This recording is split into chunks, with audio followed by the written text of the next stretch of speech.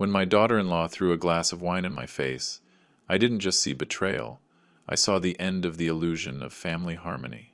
She saw the house as her trophy, but I, betrayed by my son and his wife, sold it in weeks. I took everything and never looked back. Before we continue, please subscribe to William's Revenge Stories and write in the comments what time it is where you are right now. And now, more than ever, we must stay united. I nodded, feeling a strange peace. We had survived this. Let's go inside, I suggested. Richard must be waiting for dinner. We walked hand in hand toward the house, our house. The future was uncertain, but as long as we had each other, we could face any challenge. And so, the man who had faked a collapse one morning to discover a terrible truth now walked firmly into a new chapter of his life.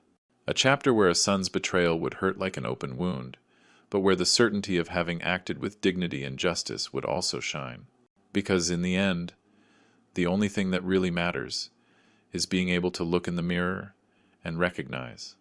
A person who defended what was right, who protected those he loved, and who never gave in to injustice, even when it came from his own blood. And that, more than any fortune or property, is the true legacy I hope to leave in this world. I adjusted my tie and the reflection of the car window before walking to the front door, checking that the knot was centered. The leather folder with documents felt heavy under my arm, and the velvet jewelry box pressed against my chest through my jacket pocket. Everything had to be perfect for this moment. I had rehearsed my speech on the drive from my house, imagining Daniel's face when I announced what I had decided. He looked thinner than last month, his shoulders slumped. "Thanks for coming." "Of course I came." I set the folder on the side table, keeping the jewelry box in my pocket for now. This is important. We sat down. Valerie poured wine into crystal glasses I had never bought, filling hers almost to the brim. Daniel's hands fidgeted with his napkin, folding and refolding the corner. The first course appeared. Had she hired someone to cook? I realized, seeing the professional plating, more expenses. I waited until she finished serving. The moment felt ceremonial, significant. I retrieved the folder and placed it carefully on the table between us, smoothing the leather with my palm. Daniel, Valerie. I wanted tonight to be special. I opened the folder, revealing the property deed on top, my grandfather's signature still visible in faded blue ink at the bottom. This house has been in the family for 3 generations. My grandfather bought it in 1960, when this neighborhood was still being developed. He paid $12,000 for it. Valerie leaned forward, her eyes fixed on the papers. He passed it to my parents, who lived here for 40 years. They passed it to me. And now, I paused, wanting the words to have the proper weight. Now I am ready to pass it to you, Daniel. Next week I have an appointment with the notary to make the transfer official. The house will be yours. Finally, Valerie's voice cracked across the table like a whip. Do you know how long we've been waiting? 3 years, Arthur. 3 years of our lives in limbo. I blinked, confused. Waiting? Valerie, I don't understand. I'm giving you the house to live in, to build your family. Live in it? She laughed, a sharp, shrill sound. We don't want to live here. We want what's ours. I have buyers lined up, $2.1 million. We could finally start our real life. Move to a better neighborhood. But you keep dragging your feet with your sentimental garbage about family traditions. The room tilted slightly. Buyers? You want to sell it? Of course we want to sell it. That's the whole point. She was standing now, her chair scraping backward. What did you think? That we were going to waste our best years in this dated house, in your dated neighborhood, playing happy family? We need that money, Arthur. We've earned it by putting up with your endless delays and your control. I am not trying to control anyone. I kept my voice level, the way I had learned to in court when proceedings got heated. The house was meant to be a home, for family, for generations. We don't care about your generations. Her hand slammed the table, making the crystal vibrate.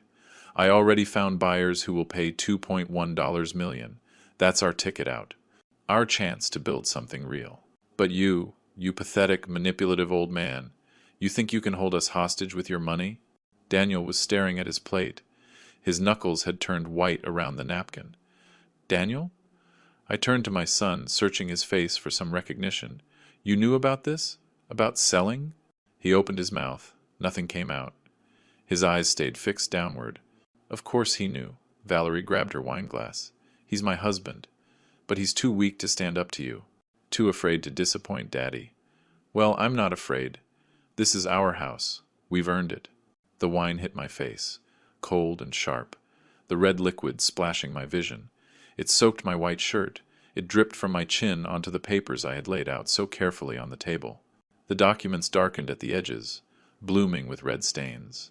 Pathetic old man, Valerie hissed. You think you can control us with your money? This is our house. We've earned it. I stood up slowly. Wine dripped from my collar, pooling on my shirt. My hands moved deliberately. I set down my napkin. I gathered the wine-stained documents and put them back in the folder. The velvet jewelry box remained in my pocket, undelivered. Daniel had not moved, had not spoken, had not looked at me once. I walked to the door. Behind me, Valerie's voice rose again. See? I told you your father never respected us. I told you he would never let us go. The front door clicked shut behind me. I walked to my car. Every step measured. My hand trembled when I reached for the door handle. The first crack in my control. I gripped it tighter until the shaking stopped. Inside the car, I adjusted the rearview mirror. The wine-stained collar of my shirt reflected back at me, dark and damning. I sat in that driveway for several minutes before starting the engine. The drive to my apartment in the city usually took 15 minutes. That night I missed my exit, trapped in some blank space between thinking and not thinking. A horn blared behind me when I corrected too slowly. My knuckles ached from gripping the steering wheel. At every red light, I looked at the wine stain spreading across my chest. Dark and sticky. My condo building rose against the night sky, modest compared to the Spanish villa. I had moved here 3 years ago after I retired, wanting something simple, manageable, 2 bedrooms, a balcony overlooking the ocean. Rental furniture I had never bothered to replace. The key stuck in the lock like it always did, and I had to jiggle it twice before the door opened. I didn't turn on the lights right away. I just stood in the entryway, listening to the silence. After a moment, I walked to the bathroom and flipped the switch. The mirror showed me clearly. A 64-year-old man with graying hair, wine splattered across his white shirt like evidence at a crime scene. I touched the stain, felt where it had dried stiff against the fabric. I traced the edge with one finger. My reflection stared back. When had I gotten so old? I couldn't sleep. The wine was completely dry now. The shirt was uncomfortable and tight. I should have changed. I should have thrown it in the wash, but I didn't. Instead, I walked to the balcony and sat in the wicker chair I had bought at a discount store. Below, the ocean moved in the darkness. Waves I could hear, but not see. The wine stain felt like a brand. I kept touching it, confirming it was real. 3 years ago, Daniel had come to my retirement party at the courthouse. 30 years on the bench. They had given me a plaque and a speech about justice and fairness. Daniel had pulled me aside near the end, away from the others. Dad, I know this is a lot to ask, but Valerie and I have hit some financial turbulence. Bad timing on an investment. Could we stay at the house in the wealthy suburb? Temporarily? Just until we get back on our feet. 6 months? Maybe a year? I had said yes before he finished asking. Of course, son. That's what family is for. Don't worry about rent. Just focus on getting stable. I'll keep handling the property taxes and insurance. He had hugged me, thanked me, said I was saving them. 6 months turned into a year, and then 2 years. I never asked when they were leaving because I didn't want them to. I liked knowing they were in the house my grandfather built, keeping the family legacy alive. The second year, Daniel called on a Tuesday. Dad, Valerie has this incredible business opportunity. We just need $25,000 to get started. It's going to be huge. She already has clients lined up. I wrote the check that afternoon, drove to the villa to give it to him personally. He had seemed nervous, shuffling his feet in the entryway. Valerie had stayed in the back room. She yelled a thank you I barely heard. That was 2 years ago. The business never materialized. The money was never mentioned again. When I asked about it once, casually, Daniel had changed the subject to the weather. I raised my hand and touched the wine stain again. Still there. For the big family dinner last year, I asked if I should bring anything. Valerie's voice on the phone had been practical, almost kind. "Arthur, you don't need to come for dinner this year. We're inviting some of our friends. Younger crowd, you know. You'd probably be bored. Maybe Christmas." We didn't celebrate Christmas. The sky began to pale, the blackness turning to gray. I went inside and retrieved the wine-stained documents from where I had left them on the entry table. I spread them out on my small dining table. Property deed, transfer forms, insurance records. I had been paying $18,000 a year in property taxes, $4,500 on insurance, utilities, maintenance. 3 years of it, plus the $25,000 loan, $115,000, roughly. And they had already found buyers. $2.1 million, she had said. They had already found them. While living in my house for free, spending my money on imported wine and designer clothes and furniture I had never approved. They were never grateful. They were waiting for me to be generous enough to let go completely, waiting for me to transfer the deed so they could cash out. 3 years of my life, and I was nothing but an obstacle to their real estate transaction. Daniel hadn't said a single word, not when she threw the wine, not when she called me manipulative, not when I left. He had just sat there, staring at his plate, choosing her over me, without even having the courage to admit what he was choosing. The sun came up completely. I stood and went back to the bathroom mirror. The wine stain on my collar looked almost black in the morning light. I studied my face again, the lines around my eyes, the gray in my hair.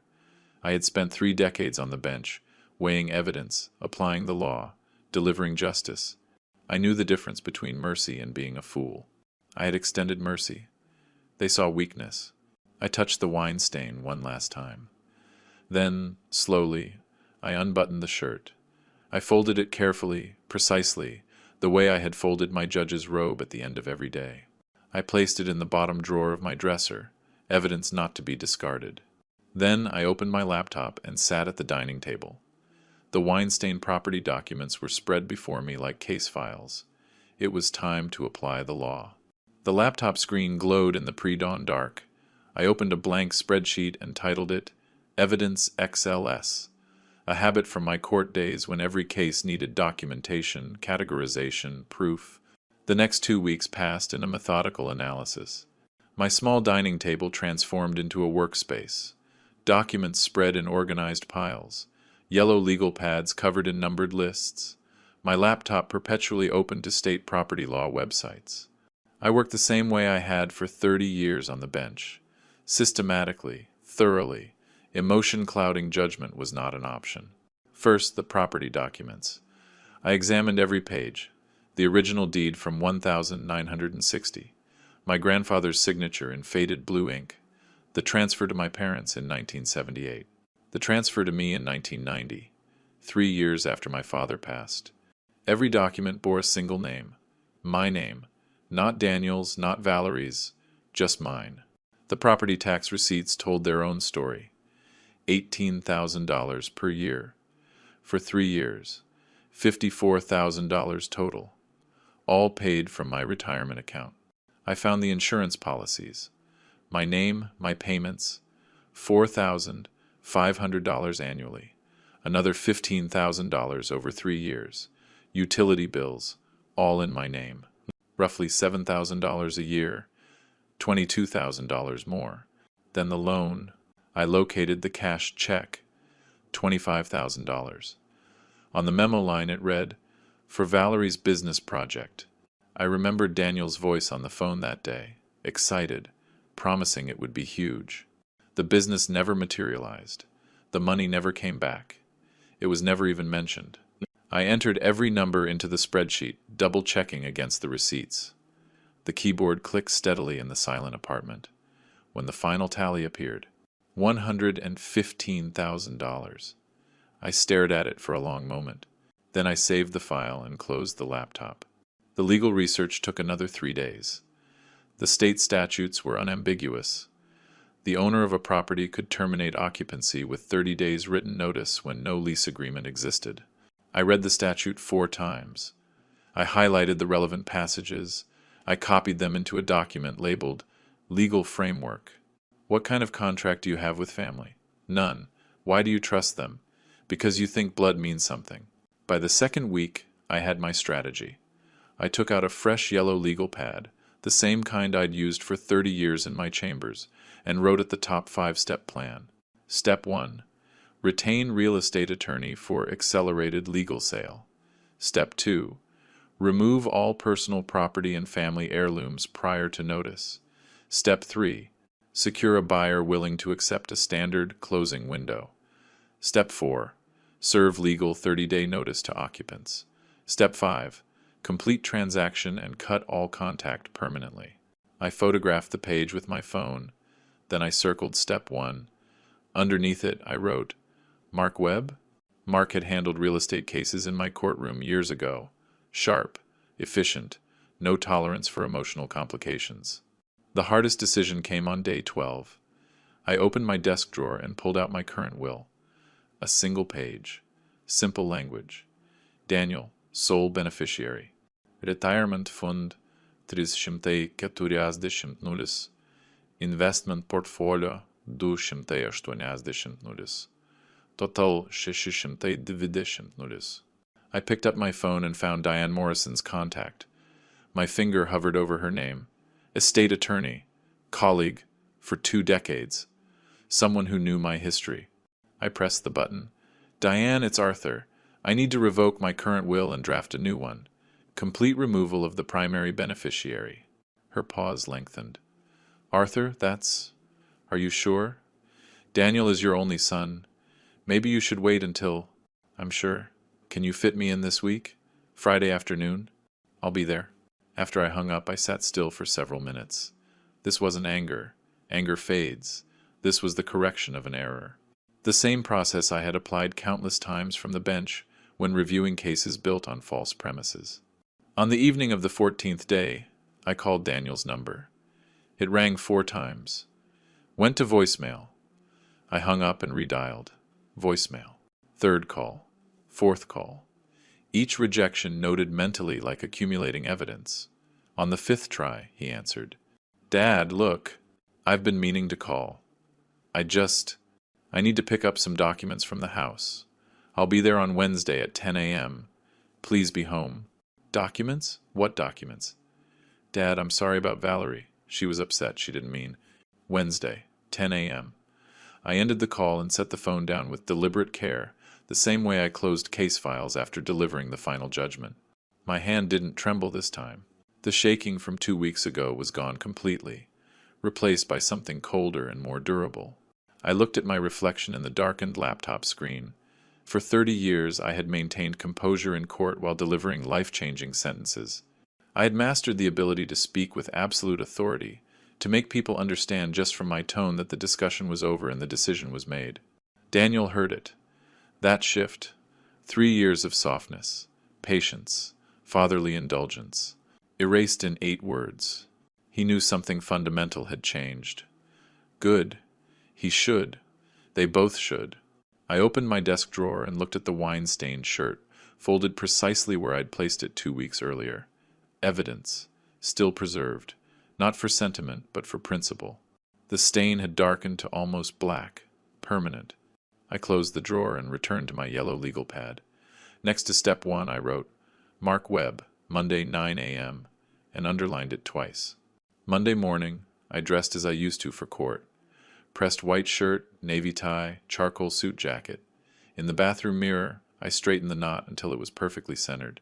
This wasn't casual business. It was a professional engagement. Appearance mattered. I organized the documents in my briefcase by category: property deeds, tax receipts, utility bills, the $25,000 cashed check. The wine-stained leather folder from the dinner went on top. The stains had faded to a brown, but they were still visible, a reminder of why I was doing this. Mark Webb's office occupied the 3rd floor of a building downtown, 10 minutes from the Spanish Villa. The waiting room had modern furniture and walls lined with real estate law books, spines perfectly aligned. Professional, organized, exactly what I needed. Mark came out of his office at 9 a.m. on the dot. Mid-40s, expensive suit, firm handshake. Judge, good to see you again. Retired judge, I corrected. And now just Arthur. His office overlooked the main avenue.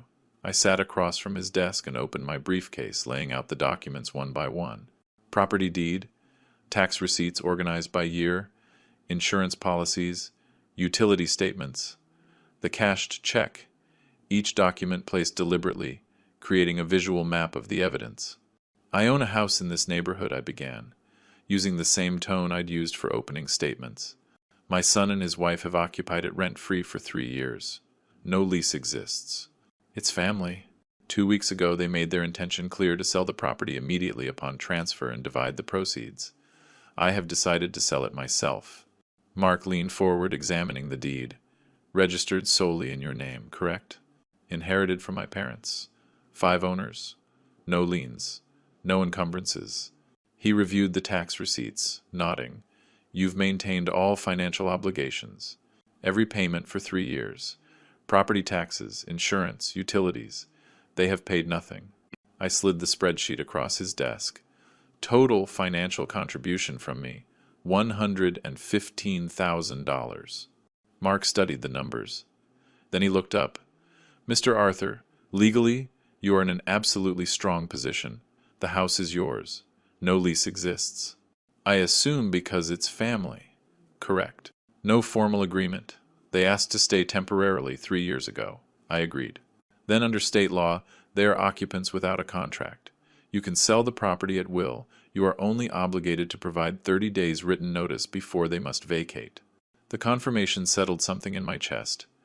Not satisfaction exactly, but validation. My research had been accurate. The law was on my side. I want this handled discreetly, I said. No advance warning. Find a buyer, secure the deal, then notify them. Mark tapped his pen on the desk. Understood. A typical closing takes 60 days. We'll need that time for title search, inspections, paperwork. You will serve the notice 30 days before closing. That complies with the law and gives them minimal time to interfere. Your fee? Full representation through closing. $8,500. Acceptable. When can we start? I'll draft the listing agreement today. We can have the property on the market by the weekend. He paused. One question. Personal property in the house. Furniture. Belongings. Any concerns there? I had anticipated this. Significant concerns. The house contains valuable pieces that belong to my parents. An antique dining set, roughly $12,000. A collection of rare books. Another $7,000 or $8,000. Paintings. My grandfather's stamp collection. I need to remove them before the sale. You have every right to remove your personal property, but given the tension, I'd recommend doing it carefully. Perhaps hire professionals? Already planned. I'm handling it this week. We shook hands. I left his office with a signed representation agreement and a clear timeline. 60 days to close. 30-day notice to occupants. 90 days total until I never had to see that house. Or them. Again. I spent the next 2 days preparing for the Wednesday visit. I made lists of every valuable item I could remember in the house, particularly in my old study. The room Daniel and Valerie had avoided because it contained old things. My grandmother's mahogany dining set with 8 chairs. My father's law library. First editions of historic cases. Paintings I had inherited. That study held $30,000 in family heirlooms they had ignored for 3 years. Wednesday morning arrived. I drove to the house carrying a camera, a tape measure, and my yellow legal pad. The driveway looked the same, but I felt different pulling into it. No nervousness.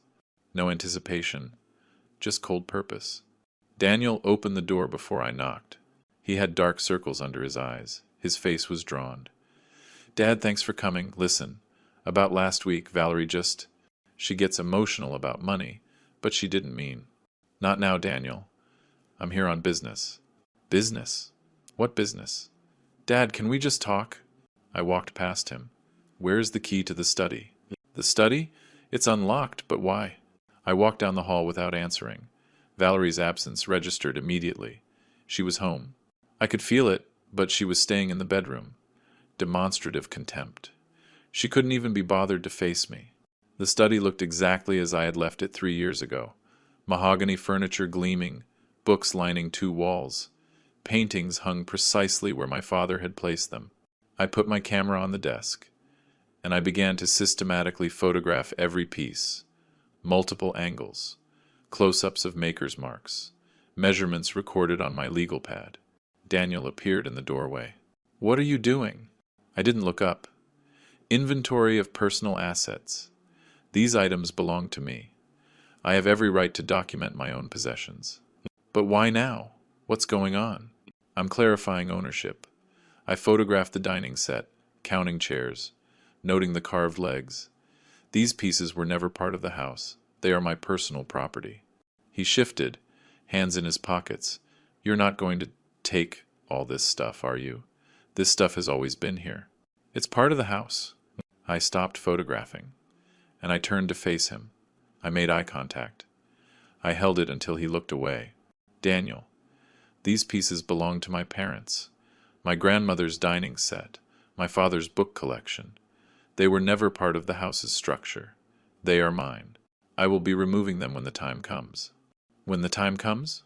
What does that mean?" "Dad, you're scaring me." "Ian."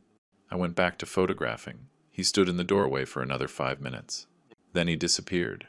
I heard murmured voices from the bedroom, him reporting to Valerie, probably. I didn't care. The inventory took 90 minutes. Every piece documented, measured, catalogued. When I finished, I walked to the front door. Daniel materialized from the kitchen. "Dad." I nodded once. Acknowledgement, not warmth, and I left. In my car, I pulled out my phone and searched. Antique appraiser, local area. The top result showed 4.9 stars, 200 reviews, timeless treasures. Owner, Ruth Castellano. Specialized in estate appraisals and furniture authentication. I drafted an email. "Miss Castellano, I require a professional appraisal of antique furniture and rare books at a property in the neighborhood. Items include an early 20th century mahogany dining set, a collection of first edition legal texts, and various heritage pieces. I may also need assistance with careful removal and storage. Available next week. Arthur." I reread it. I deleted my son and his wife currently live there and replaced it with nothing. Sent. Driving home, my phone pinged. Ruth's reply. "Mr. Arthur, I'd be happy to assist with your appraisal. I can schedule a visit next week. Would Tuesday morning work for you?" I pulled over and typed. "Tuesday at 10 a.m. I will coordinate with the current occupants." Not my son. Occupant. I sent the message and pulled back into traffic. Heading for my apartment. Step 2 was moving exactly as planned. The following Monday morning, I arrived at the house 10 minutes before Ruth. I had told Daniel it was a professional appraisal for insurance purposes. Plausible, not alarming. He had agreed nervously over the phone, promised he and Valerie would stay out of the way. Ruth's van pulled into the drive at 10 a.m. exactly. She stepped out wearing simple linen trousers and a crisp white blouse, her silver hair pulled back in a sleek, low bun. She carried a leather tool case in one hand and a tablet in the other. Everything about her movements suggested quiet competence. No rush, no hesitation. Daniel opened the door before we reached it. "Good morning. You must be the appraiser." He extended his hand. Ruth shook it briefly. "Ruth Castellano. I'm here to assess heritage pieces for Mr. Arthur. Professional, polite, nothing more." Valerie appeared behind Daniel, dressed carefully, in a way that suggested she had spent time preparing. "Hi, I'm Valerie, Daniel's wife. We live here." She smiled, extending her hand with exaggerated warmth. "It's such a beautiful home, isn't it?" Ruth's handshake was even shorter. "Ruth Castellano." Then she turned to me. "Shall we begin, Mr. Arthur? I'd like to examine the mahogany set first while the morning light is optimal." Valerie's smile faltered. I led Ruth to the study, leaving Valerie standing in the hallway, dismissed not with rudeness, but with professional focus. In the study, Ruth set down her case and pulled out a pair of white cotton gloves. She put them on before she touched anything. The gesture impressed me.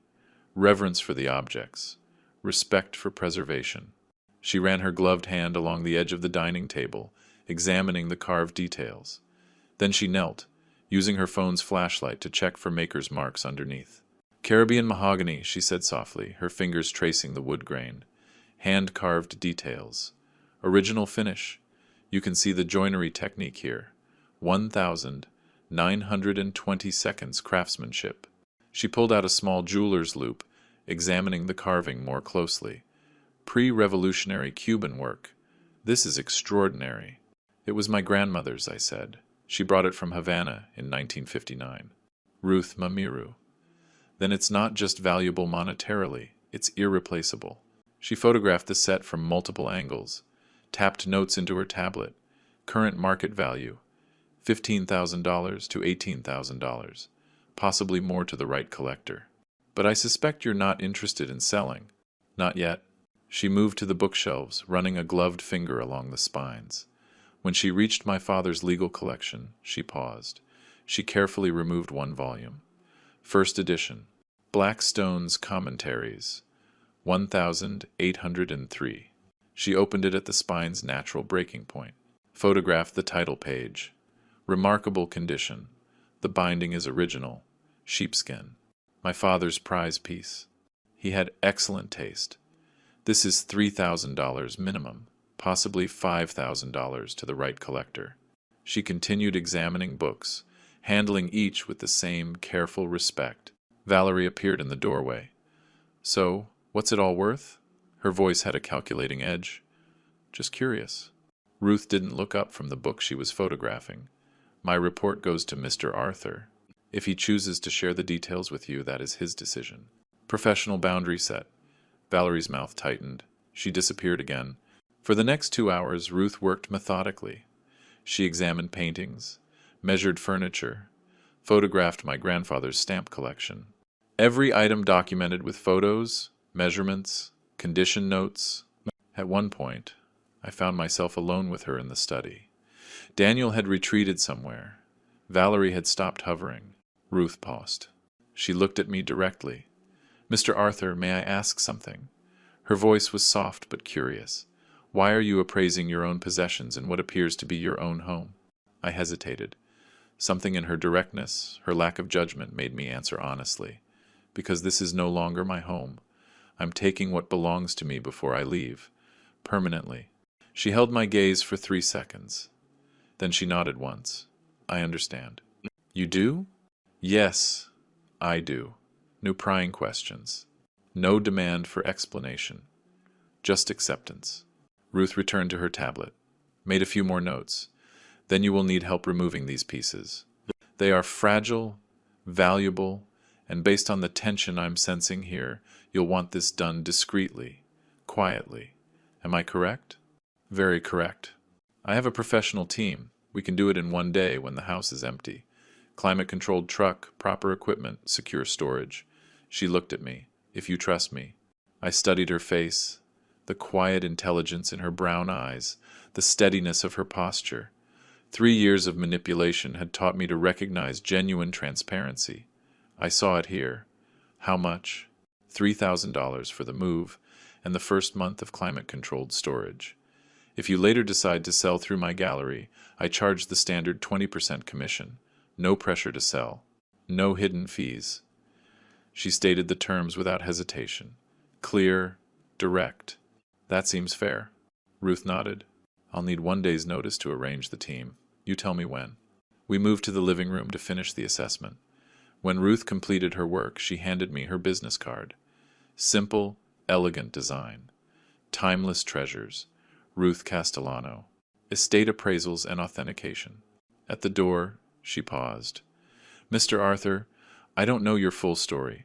I don't need to, but I recognize someone protecting what is rightfully theirs. That takes courage. Oh, stubbornness. She smiled slightly. Sometimes they are the same thing.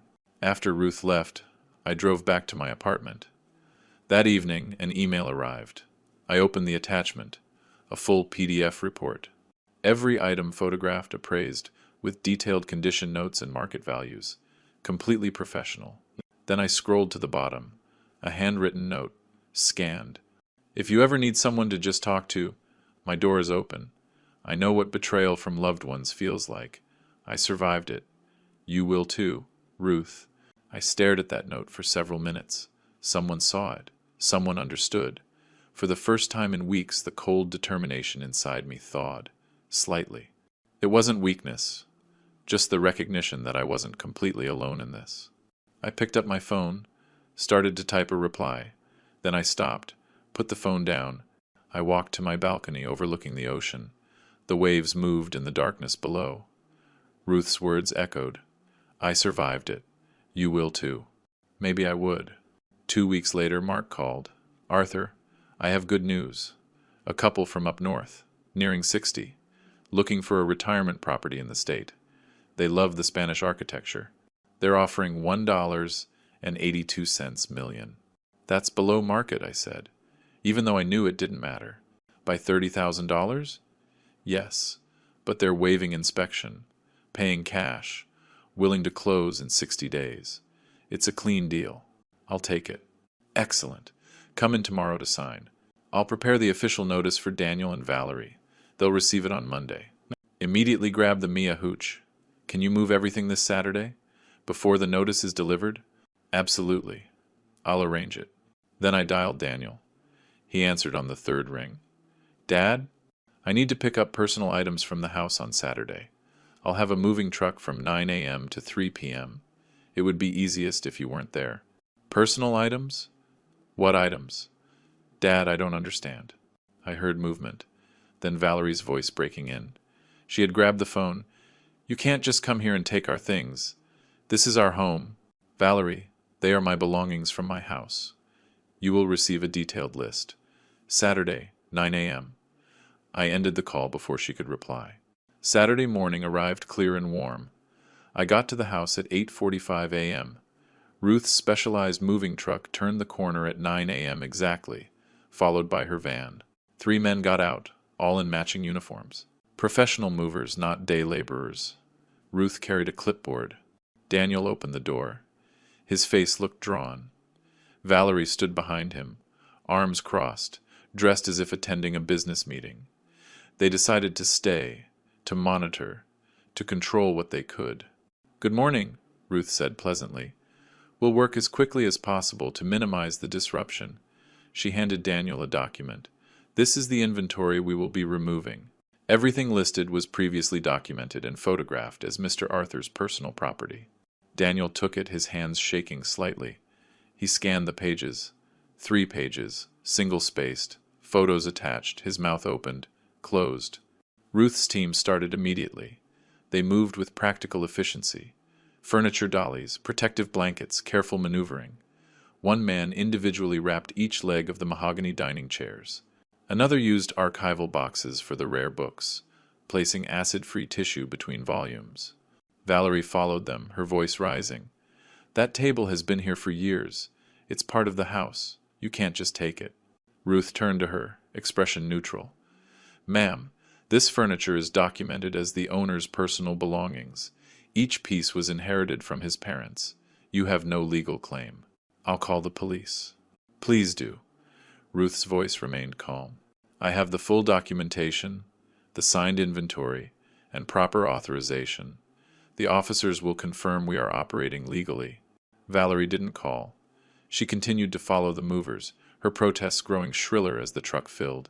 Daniel remained in the hallway, still as a statue, watching his grandfather's furniture disappear. He looked at me once. I met his gaze. He turned away. The operation took 4 hours. Mahogany dining set, book collection, paintings, tools from the garage, photo albums I had stored in a closet. My father's desk, everything on the list, nothing beyond it. When the last box was loaded, I walked over to Daniel. I handed him a sealed envelope, a complete inventory of everything removed. My parents' furniture, my personal books, my tools, my photographs, nothing that belonged to the house's furnishings. He took it with both hands, ripped it open immediately, scanned the pages looking for something to object to. He found nothing. Dad, why are you doing this? His voice cracked slightly. What are you planning? I looked at him directly. Daniel, 3 weeks ago, your wife threw wine in my face at my own table. You sat there, silent. You let it happen. That told me everything I needed to know about where your loyalty lies. I was in shock. I didn't know what. You had 3 weeks to call, to apologize, to take responsibility. You did nothing. That is also an answer. I turned toward my car. Behind me, Valerie's voice rose to a shriek. We'll sue him! Our lawyer will destroy him! He can't do this to us! I didn't turn back. I didn't acknowledge her. I got in my car and followed Ruth's truck out of the driveway. We drove to her storage facility. The team unloaded everything into a climate-controlled unit. When they finished, Ruth locked it and handed me the key. Ben, she said quietly, let me buy you a coffee. You need to sit down. We drove to a small cafe, found a table on the terrace overlooking the bay. Ruth ordered for both of us. She seemed to sense I couldn't make even small decisions right then. When the coffee came, she reached across the table and covered my hand with hers. You handled that with remarkable composure, but I saw your face when Daniel just stood there, not defending you. Again, I looked at our joined hands. He's my only son, and I just waged a battle against him. No. Her grip tightened slightly. You fought for yourself against people who were using you. There's a distinction. A son protects his father when someone attacks him. Daniel hasn't been your son in a long time. The words hurt because they were true. I felt something crack in my chest, not breaking, but opening. It doesn't make it hurt less. Of course not. You're allowed to grieve what you lost. But you're also allowed to survive, to protect yourself, to move on. I looked at her face. Why are you helping me? You barely know me. I know enough. I know what it looks like when someone refuses to be a victim. She paused, her thumb moving slightly against my hand. I spent 10 years rebuilding after my husband tried to destroy me in our divorce. I recognize that strength, and I recognize when someone deserves to not be alone in their fight. We sat in silence for a moment, her hand warm and steady on mine. For the first time since my wife died 5 years ago, found a table on the terrace overlooking the bay. Ruth ordered for both of us. She seemed to sense I couldn't make even small decisions right then. When the coffee came, she reached across the table and covered my hand with hers. You handled that with remarkable composure, but I saw your face when Daniel just stood there, not defending you. Again, I looked at our joined hands. He's my only son, and I just waged a battle against him. No. Her grip tightened slightly. Daniel will receive it tomorrow morning. Let me know if there are problems. I typed back. He won't. Tomorrow, Daniel would find out the house was sold, that he had 30 days to leave. Tomorrow, the final phase would begin. But tonight, I had Ruth's warmth still lingering on my hand. And that made all of it bearable. Monday morning, May 19th. I was making a latte when my phone rang. Mark, it's delivered, he said. Courier confirmed signature at 10:03 a.m. Daniel signed for it. J.M., why are you helping me? You barely know me. I know enough. I know what it looks like when someone refuses to be a victim. She paused, her thumb moving slightly against my hand. I spent 10 years rebuilding after my husband tried to destroy me in our divorce. I recognize that strength, and I recognize when someone deserves to not be alone in their fight.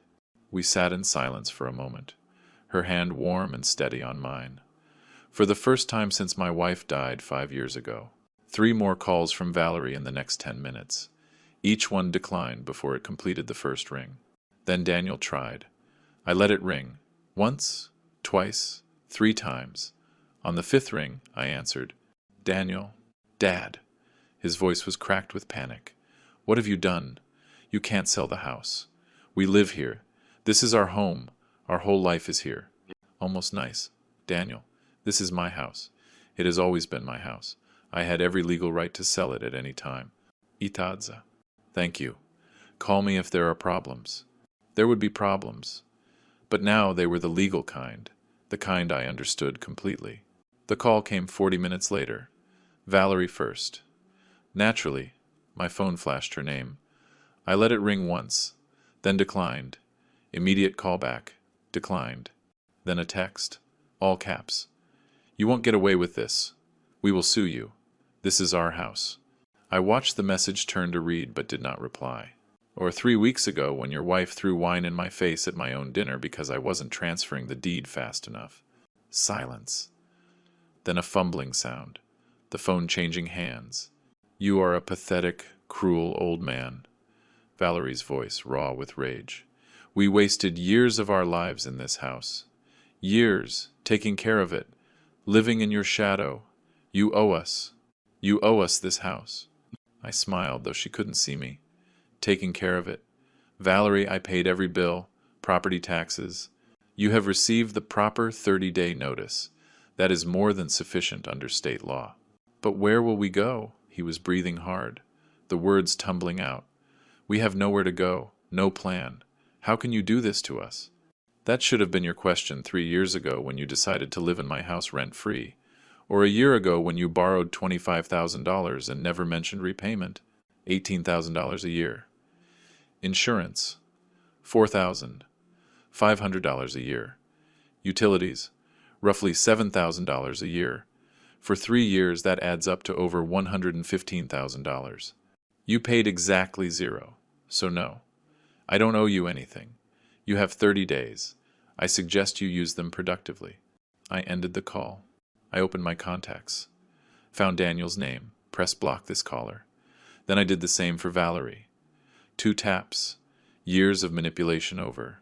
I placed the phone face down on my kitchen counter and went back to my coffee. Translation.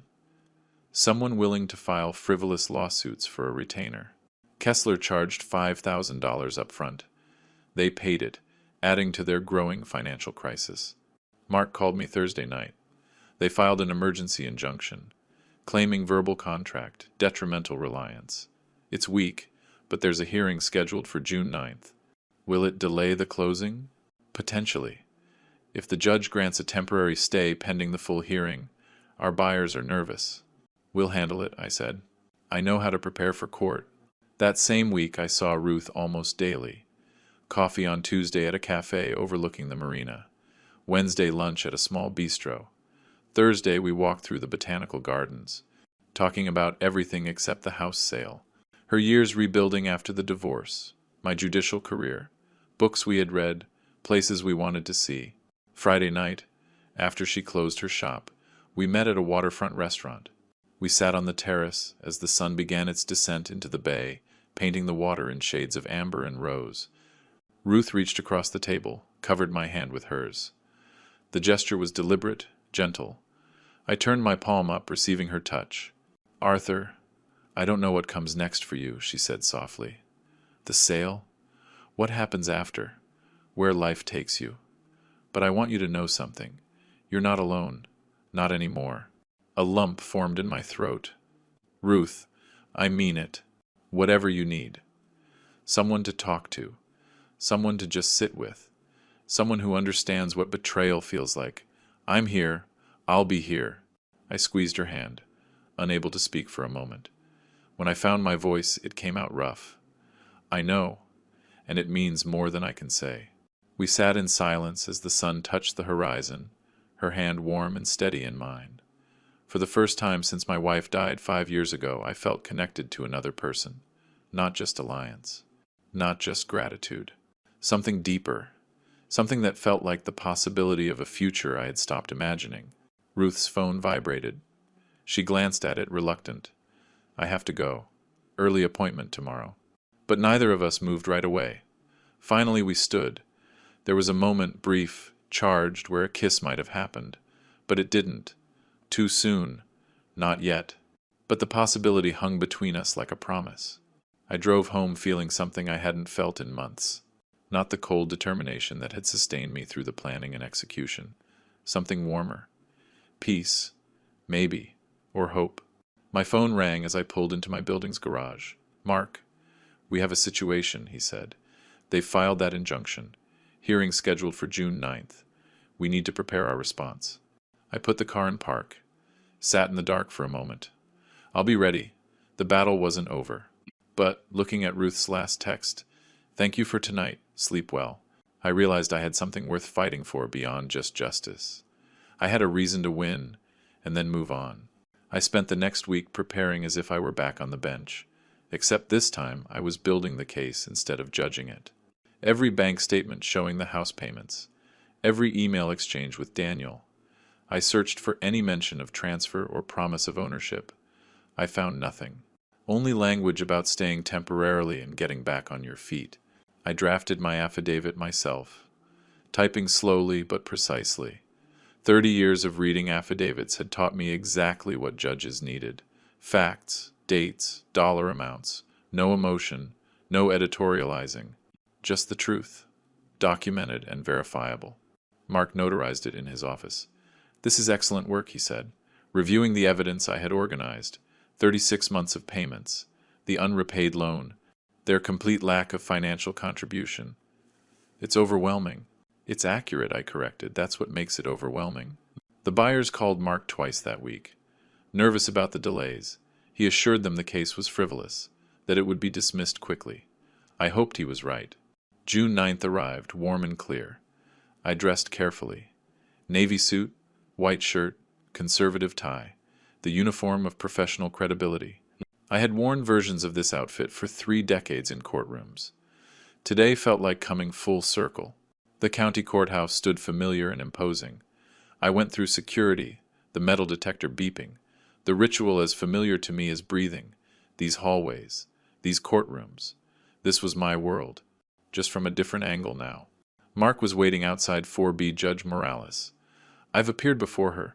Fair, efficient, no tolerance for nonsense. Good. We went inside. The room was small, designed for fast motions and hearings rather than trials. Valerie and Daniel were sitting at the plaintiff's table with Damian Kessler. Valerie wore black, a dress I'd never seen, hair pulled back severely, minimal makeup, the costume of a victim. Daniel wore a suit that didn't fit. His face was pale, his eyes avoided mine. Judge Morales entered. Mid-50 seconds, efficient movements, sharp eyes behind reading glasses. We stood. She sat. We sat. "Emergency motion for injunction," she said, glancing at her notes. "Mr. Kessler, you filed. You may proceed." Kessler stood, adjusted his tie. "Your Honor, my clients received a 30-day legal notice as required by state statute." Judge Morales looked at Kessler. "Proceed. Mr. Kessler, stick to the facts, please." Kessler readjusted. He continued. "My clients relied on oral promises made repeatedly by Mr. Arthur. They had every reason to believe." "Excuse me," Judge Morales held up a hand.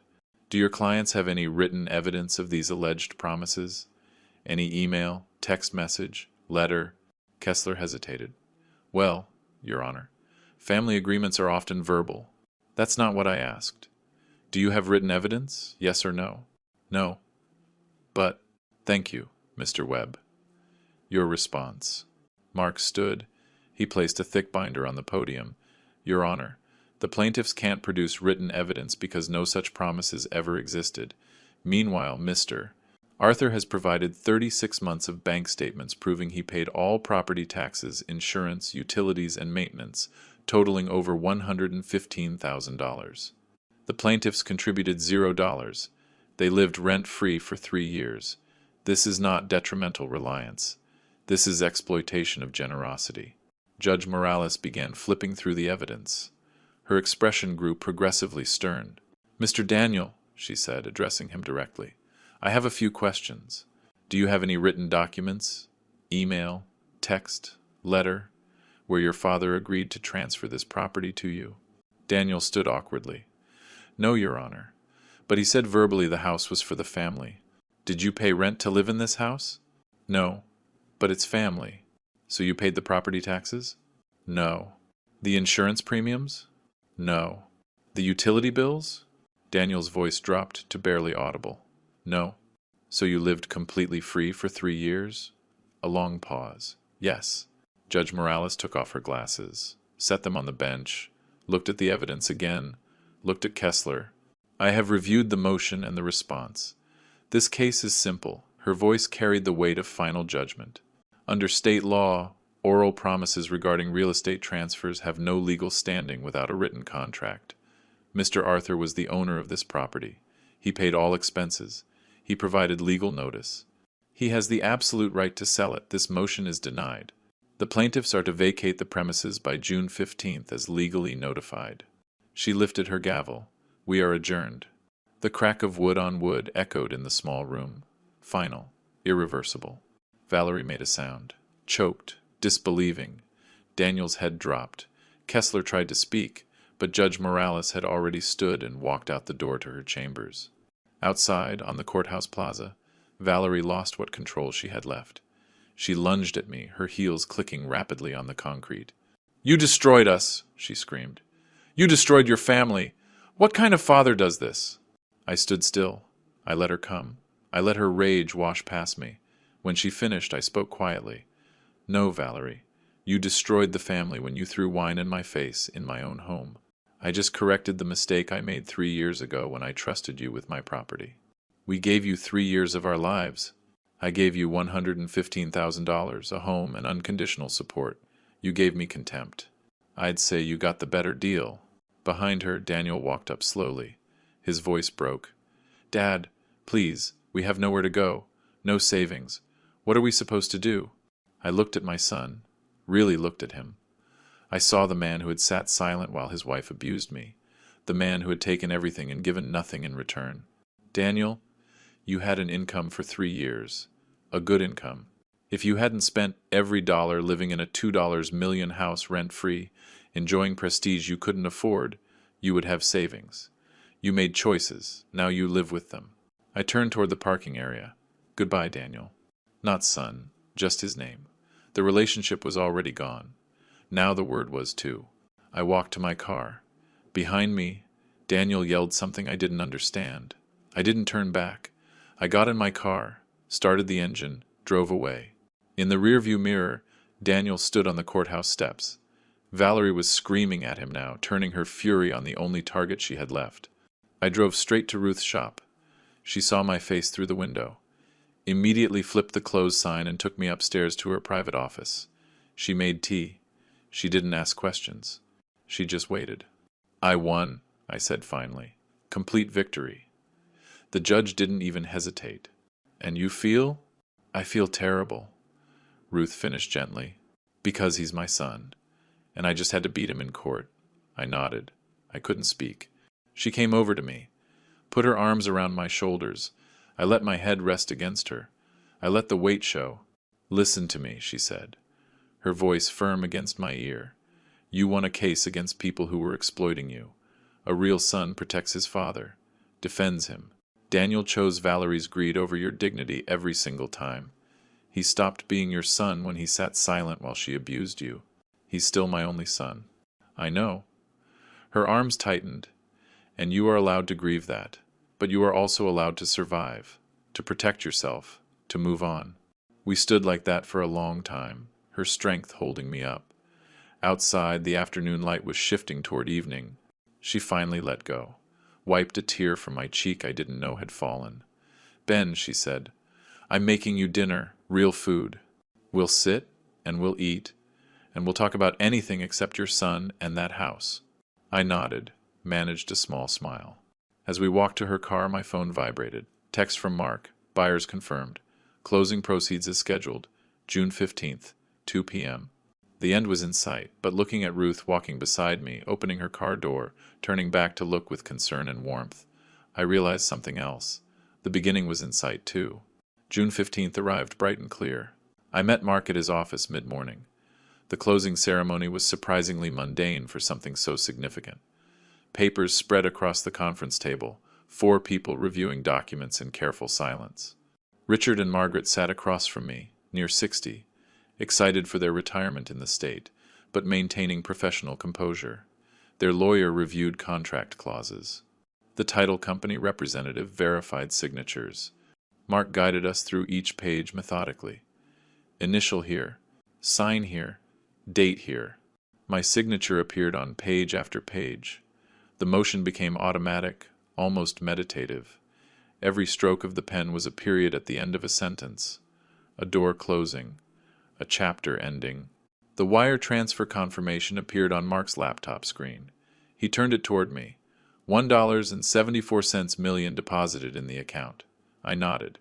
Richard extended his hand across the table. "Thank you, Mr. Arthur. We'll take excellent care of her." I shook his hand. "I'm sure you will." Mark placed the keys in a small envelope, slid them across the mahogany surface. Margaret picked them up, smiled. Something in her expression, pure joy, uncomplicated anticipation, reminded me why houses should be homes, not weapons. That afternoon, county sheriff's deputies knocked on the villa's door. I wasn't there, but Mark called to tell me, Daniel had answered. Officer Martinez, according to Mark's contact at the sheriff's office, had read the official eviction notice in the flat tone of someone who delivered hundreds of these. You have 24 hours to vacate these premises. Valerie had screamed. The officers had waited impassively until she finished. Then they left. Standard procedure. The next morning, I drove past the house, just once, from a distance, and saw the U-Haul truck in the driveway, watched them loading boxes. I didn't stop. I didn't announce myself. I just observed from 2 blocks away. Then I drove home.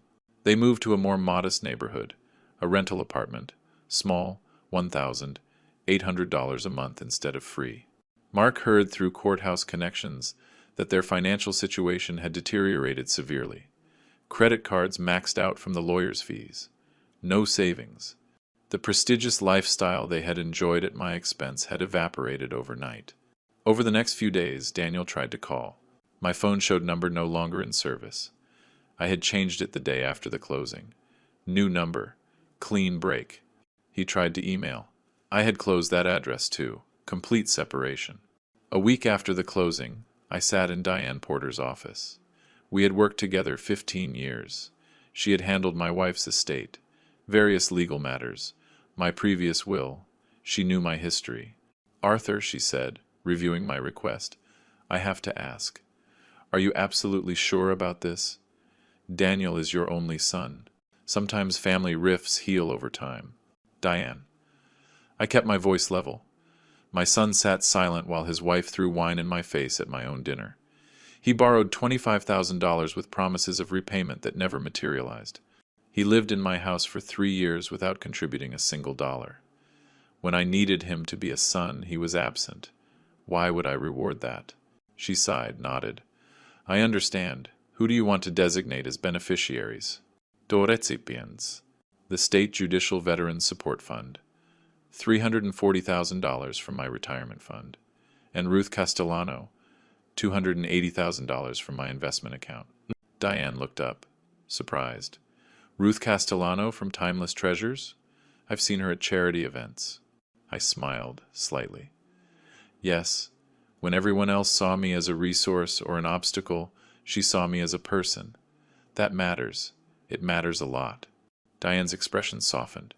I think that's a beautiful choice. The new will took a week to draft. I reviewed it carefully. Approved every clause. I signed it in Diane's conference room with 2 paralegals as witnesses. The notary pressed her seal into the paper. The physical imprint made it real. Irreversible. Daniel was legally disinherited. The previous will formally revoked. Meanwhile, Ruth and I spent more and more time together. No longer just coffee. Dinners at quiet restaurants. Weekend walks on the beach. Visits to galleries where we discussed paintings for hours. Discovering we shared similar tastes.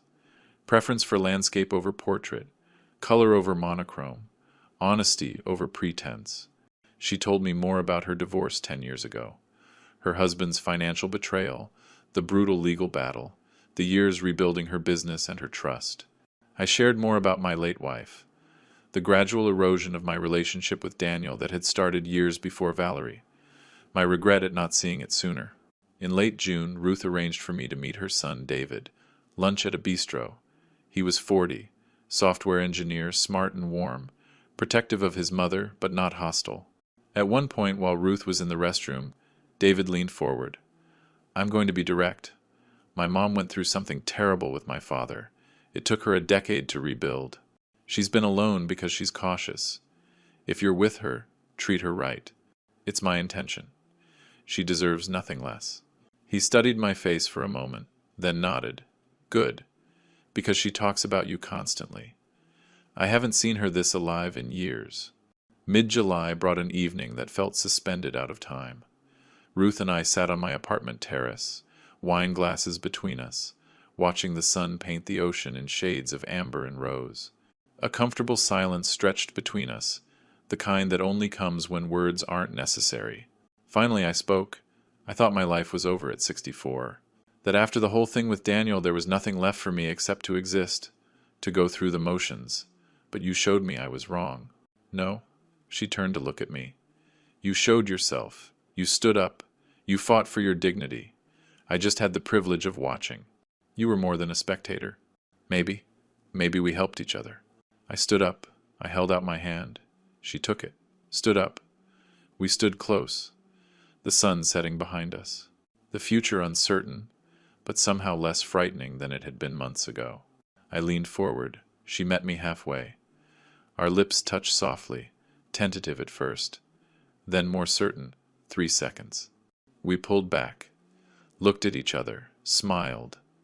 Then we kissed again, longer, my hand cupping her face, her hand resting against my chest. Not desperate, deliberate.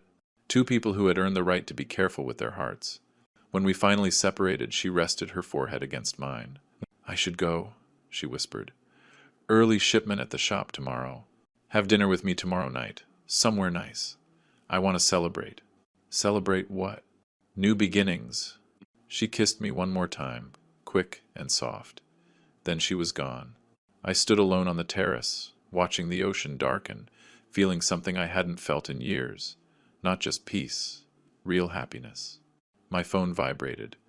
Email notification. Subject, from Daniel. I stared at it for a long moment. Then I placed the phone face down on the table. Tomorrow. I would read it tomorrow. Tonight was for this feeling, this warmth, this possibility, this life I was building from the ashes of the old one. One morning in early August, I sat on my balcony with coffee, checking emails on my tablet. The subject line stopped me. From Daniel. Please read. I reached for my cup, opened it. The email was long, longer than any communication Daniel had sent me in years. I read standing up. Then I sat down slowly. I read it again. Then a third time. Dad, I don't know if you'll read this. I understand if you delete it, but I need to write it anyway. These past 3 months have been the hardest of my life. Not just financially, though that's been brutal, but emotionally. Valerie and I barely speak. She blames me for everything. Maybe she's right. I started therapy. The therapist asked me when I stopped standing up for myself. I couldn't remember. Maybe I never started. I let Valerie control everything. I let her treat you terribly.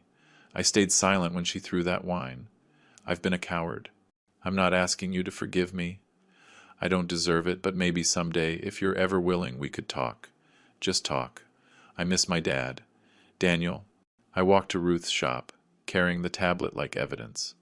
She looked up from cataloging a collection of antique watches, saw my face, immediately stopped working.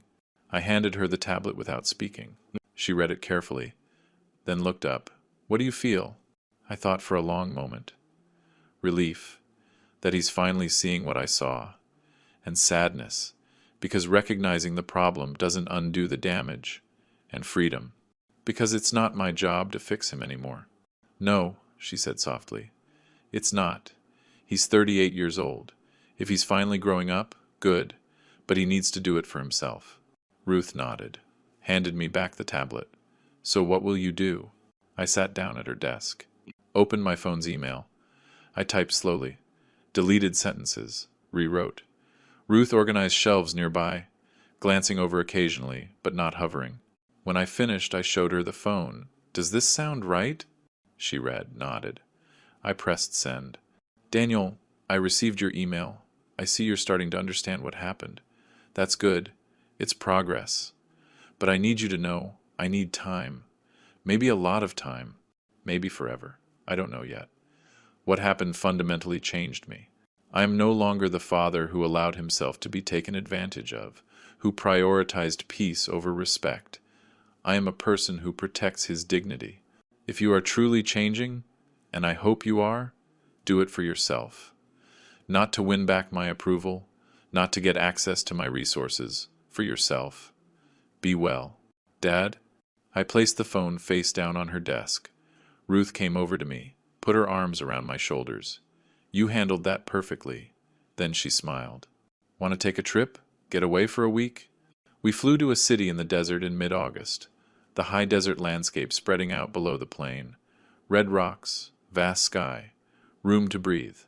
We stayed in a small adobe inn with a courtyard full of hollyhocks and sage.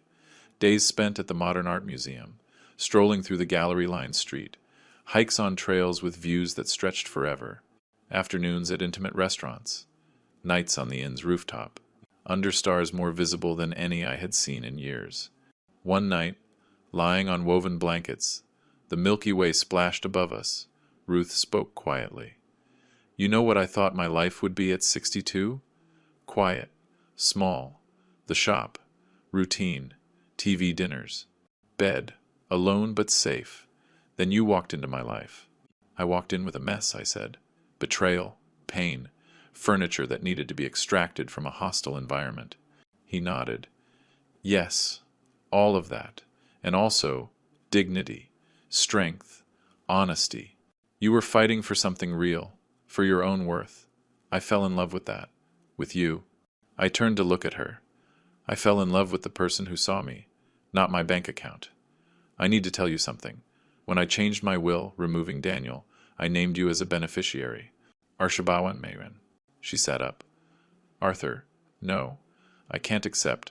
I don't want you to think I'm with you for—" I placed my finger gently on her lips. "Stop. It's not about the money.